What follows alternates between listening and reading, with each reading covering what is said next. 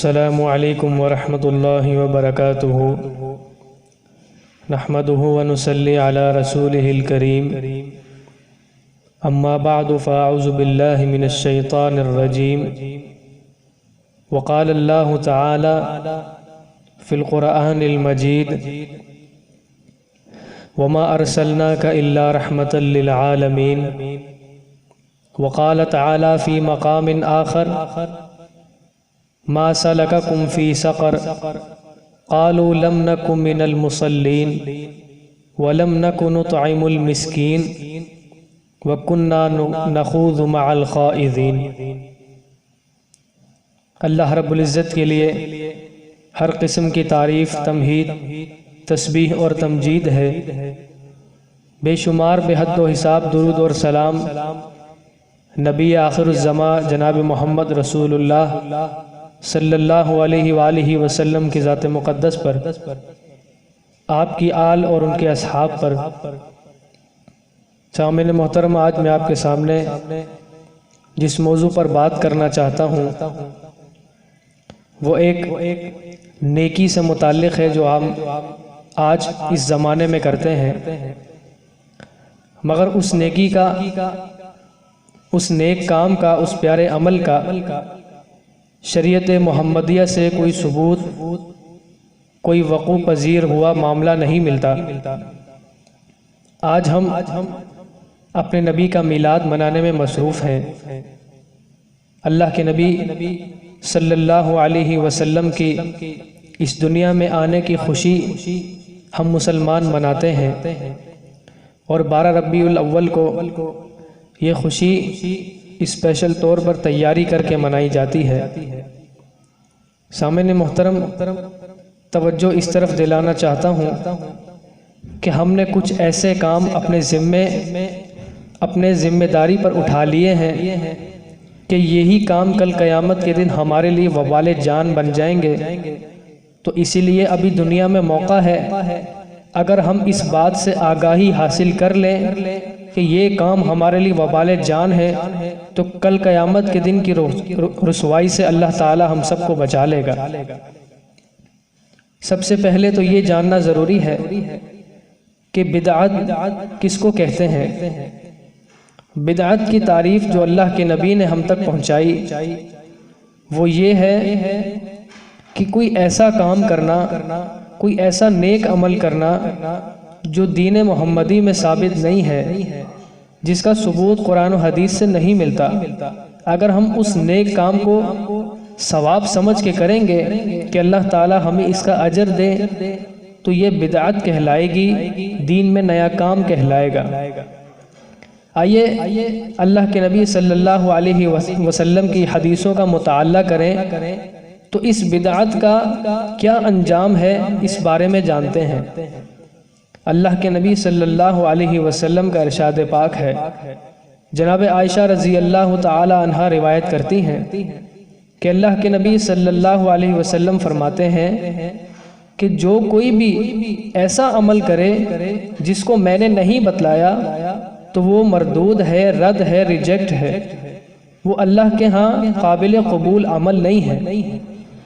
اس حدیث کو سامنے رکھ کر آج ہم سب مسلمان اپنا جائزہ لیں کہ ہم یہ جو میلاد کی محفلات کرتے ہیں، 12 ربیع الاول کو صبح سے شام تک جو کام ہم کرتے ہیں، ہم اس حدیث کو سامنے رکھیں اور اپنے ہر عمل کو دیکھتے جائیں، تو یہ حدیث ہمیں کل قیامت کے دن کی رسوائی سے بچانے کے لیے کافی ہوگی۔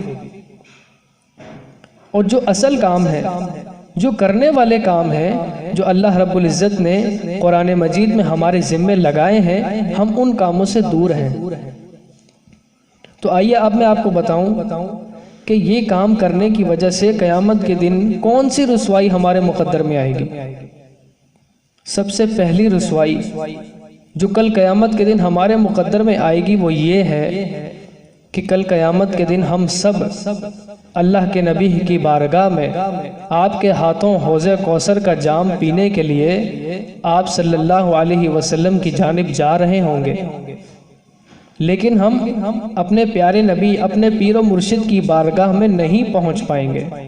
ان کے ہاتھوں حوض کوثر کا جام پینے کی فضیلت نہیں حاصل کر سکیں گے، کیونکہ فرشتے ہمارے اور اللہ کے نبی کے درمیان دیوار بن کر کھڑے ہو جائیں گے۔ اللہ کے نبی فرمائیں گے کہ اے فرشتوں، یہ میرے امتی ہیں، انہوں نے میرا کلمہ پڑھا ہے، یہ مجھے مانتے ہیں، ان کو آگے آنے دو۔ تو اللہ کے نبی صلی اللہ علیہ وسلم کو اطلاع دی جائے گی کہ اے اللہ کے پاک پیغمبر، جب آپ دنیا سے تشریف لے گئے تھے تو آپ کے بعد انہوں نے دین میں کس طرح کی تبدیلیاں کی، یہ آپ اس سے واقف نہیں ہیں۔ تو وہاں پر کس قسم کی رسوائی ہوگی، ذرا اندازہ کیجئے گا حدیث سن کے۔ اللہ کے نبی صلی اللہ علیہ وسلم اپنے امتیوں کے بارے میں فرمائیں گے کہ سحقن سحقن لما غیر بعدی، رحمت سے دوری ہے اس شخص کے لیے، رحمت سے دوری ہے، افسوس ہے اس شخص کے لیے جس نے میرے بعد میرے دین کو بدل کے رکھ دیا۔ اللہ کے نبی کو راضی کرنے کے لیے، آپ کی خوشی پانے کے لیے، اللہ کی رضا حاصل کرنے کے لیے سارے اعمال کرتے ہیں، لیکن وجہ اور سبب یہ ہے کہ یہ ریجیکٹ کیوں ہے کہ یہ قرآن و حدیث سے ثابت نہیں ہے۔ اس لیے اس عمل سے اگر احتراز برتا جائے تو وہ ہمارے لیے بہتر ہوگا۔ دوسری رسوائی اور ناکامی جس کا ہمیں سامنا کل قیامت کے دن کرنا پڑے گا وہ کیا ہے؟ جنتی جنت میں چلے گئے ہیں، جہنمیوں کو اللہ رب العزت نے جہنم میں ڈال دیا ہے، وہ جل رہے ہیں، عذاب میں پریشان ہیں، تکلیف میں ہیں۔ اتنے میں جنتی جہنمیوں سے پوچھیں گے کہ یار ہمیں بتاؤ تم جہنم میں کیوں آئے ہو؟ تم دنیا میں تو بڑے عیش و آرام سے رہا کرتے تھے، ہمیں تو خیال بھی نہیں تھا کہ تم اس مقام پہ آ جاؤ گے۔ تو وہاں جہنمیوں کا جو جواب ہوگا وہ مجھ سمیت ہم سب اس جواب کی طرف اگر غور کر لیں تو آج ہمارے پاس موقع ہے اپنی زندگی کو سدھارنے کا۔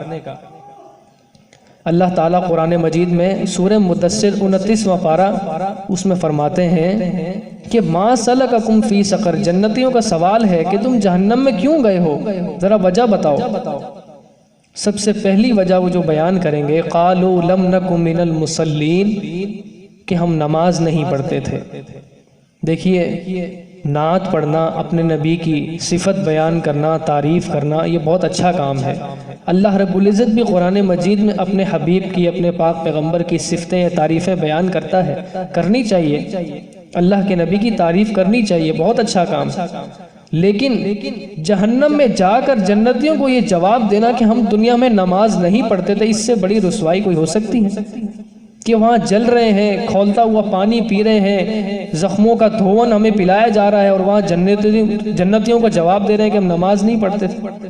آج موقع ہے اپنا حساب کر لیں، اللہ سے دعا کریں کہ اللہ رب العزت ہم سب کو نماز پڑھنے کی توفیق دے۔ اگلا جواب سنیے، وَلَمْ نَكُ نُطْعِمُ الْمِسْكِينَ، کہ ہم غریبوں کو، مساکینوں کو، فقیروں کو کھانا نہیں کھلاتے تھے، ہم اپنا مال اپنے پاس جمع کر کے رکھتے تھے۔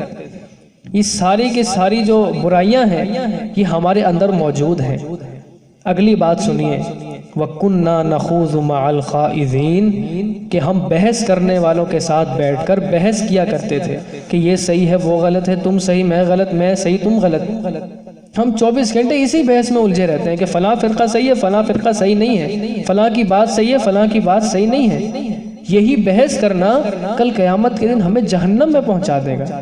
ہمارے پاس کتنے لمحے ایسے ہیں جو ہم بحث میں ضائع کرتے ہیں، اگر ہم ان لمحوں میں اللہ کے آگے سر و سجود ہو کے اپنے گناہوں کی بخشش مانگے تو کل قیامت کے دن یہ دن تو نہ دیکھنا پڑے، یہ ٹائم تو نہ دیکھنا پڑے۔ دیکھیے ہمارے پاس نجات کے کتنے کتنے رستے، کیسے کیسے رستے موجود ہیں، لیکن ہم ان کو فضول کام میں لگ کے ضائع کر دیتے ہیں۔ اگلا جواب جہنمیوں کا جو وہ جنتیوں کو دیں گے وہ جواب، وَكُنَّا نُكَذِّبُ بِيَوْمِ الدِّينِ، کہ ہم نے اس قیامت کے دن کو جھٹلا دیا تھا، ہم اس کو فراموش کر بیٹھے تھے، ہمارے ذہنوں سے یہ دن نکل گیا تھا کہ کبھی ہمارا حساب بھی ہوگا، کبھی ہم اللہ کی بارگاہ میں کھڑے بھی ہوں گے۔ تو اسی لیے سب سے پہلا کام ہم نے یہ کرنا ہے کہ جو بھی عمل کریں پہلے اس کی تحقیق کر لیں کہ یہ اتھینٹک بات ہے، یہ میرے نبی نے فرمایا ہے۔ اگر وہ بات اللہ کے نبی سے ثابت ہو جائے تو مرتے دم تک اس کو اپنا کے رکھیے، لیکن اگر وہ اللہ کے نبی سے ثابت نہیں ہے، قرآن و حدیث میں نہیں لکھی ہوئی، تو اللہ سے عہد کریں کہ اے اللہ میں اس عمل کے قریب بھی نہیں جاؤں گا۔ دوسرا کام ہم نے یہ کرنا ہے کہ یہ جو چاروں باتیں میں نے آپ کو بتائیں جو جہنمی جنتیوں کو جواب دیں گے، ان جوابات کی تیاری کریں۔ ایسا نہ ہو کل قیامت کے ہم جہنم میں لیٹے ہوئے اور جنتیوں کو جواب دے رہے ہوں وہاں عذاب میں مبتلا ہو کر۔ تو اس لیے آج موقع ہے، اللہ سے دعا کریں اللہ رب العزت ہم سب کو قرآن و حدیث کی سمجھ عطا فرمائے۔ والسلام علیکم ورحمۃ اللہ وبرکاتہ۔